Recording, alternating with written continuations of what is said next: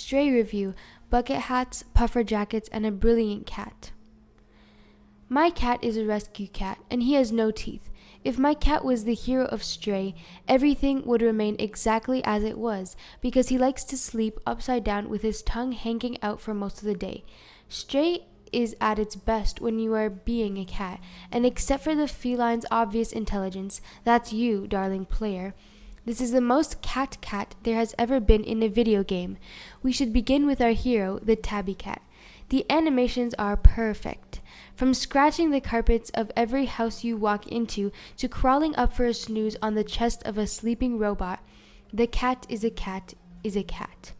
Through the game's clever use of forced perspective, you see everything from the angle of the meowing protagonist. You, though not a cat, suddenly become one. At moments I would slow right down to a very cat-like saunter to appreciate the world and its stunning level design. What surprised me about Stray was not the cat and its impeccable details. We all knew the game was about a cat, but its stylish cyberpunk imagination, inspired by the dystopian nightscapes of the heaving whaled city of Kowloon, an old British fort in the Hong Kong that as many as 3,000 people later inhabited, squeezed into a place the size of 2 football pitches. Stray's various locations, the slums, Midtown, and Ant Village, feeling tightly packed, dense with color and life. Your journey begins in the underbelly of this whaled city, a fortress built to protect humanity from the horrors of the outside world.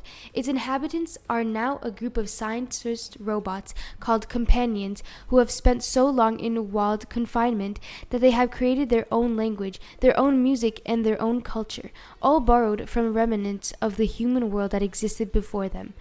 Bucket hats and puffer jackets, boom boxes and tuk-tuks. Splashes of paint are dashed here and there, blue and green, the colors of the outside world that they have never seen. Pictures of cows and green fields stuck up on walls and cork boards. You ask a passing robot about the picture of a green field you're carrying, and they say, "The outside? It's not real. It's just an old tale." What results from this confusion of ideas is beautiful. The interior design of the spaces you navigate on all 4 paws is stunning, cozy, but also futuristic, and at the same time tired and worn. Every room tells a story. Each corner is illuminated in the narrow alleyway by glowing neon lights. Strange languages adorn the walls, interspersed with lopsided boxes that read "Made in France" on the side. The excellent soundtrack weaves and thuds with the story. Stray is a linear narrative, but there are moments when the game opens up, and you are left to your own device to navigate the world as a cat. That's the important part. The platforming is not difficult. Stray, in fact, is not a difficult game at all. There is a certain elegance to the cat completing every jump, from air conditioning unit to hanging neon sign back to a black ledge. It would be spoiled if you could make a mistake, because cats rarely do.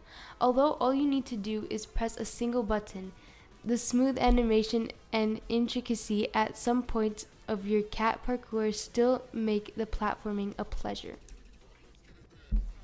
Besides platforming, the game also has elements of stealth exploration and very short cinematic and quite intense combat scenes. There are 2 main antagonists within the Dark City, the Zerks, small face crab beasties that have evolved in the sludge of the sewers, and the Sentinels, a robotic police force designed to keep the world in order, to keep the classes separated, and to make sure that no one at all goes outside. Your cat outsmarts them all. There were moments when I thought these scenes broke my immersion, but I understand the need for them in the context of the game, because 8 hours of plodding around as a cat is not necessarily the easiest sell. There were also gripping moments as you were chased by Zerks, and the Sentinels are crucial in a way that pushes the game's narrative into a darker place. While a lot of writing is meta and pokes fingers at previous famous titles like the Leonardo DiCaprio pointing meme, I won't spill the jokes, that's half the fun. I was also captured by the story in a way that I did not quite expect. It is nothing revolutionary, but it's well formed, and the fact that you experience the entire thing, these robotic lives, their troubles, and their eventual quest to escape the walled city as an unspeaking cat, is such a novel idea that it transformed a fairly ordinary cyberpunk story into something much more special. The relationship with your companion drone, B12, and the powerful story that unfolds during the course of the game drives the narrative forward, but it's in the quieter moments, pestering the locals and causing havoc, that Stray shines brightest. Each character has their own little story to tell in that moment, from the robbed figure huffing petrol at the bar to the helper robot cleaning the same window for the rest of eternity. While the game is linear and the gameplay loops break down to a series of puzzle and collectibles, it never feels like you're on the rails. You're a cat. Everything is fun when you're a cat, and the dazzling world is a constant distraction.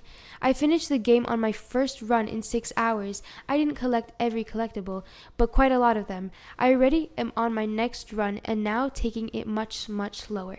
My computer is filling up with screenshots. It's just that beautiful. What I really love about Stray is the way the world treats you. None of the robots know what a cat is. They've never seen one before.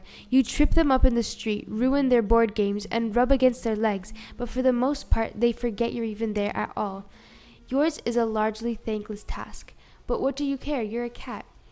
As the characters embrace and cheer, or break down and cry, and when the game comes to its ultimate conclusion, you are just a cat who saunters off into the night, indifferent to it all.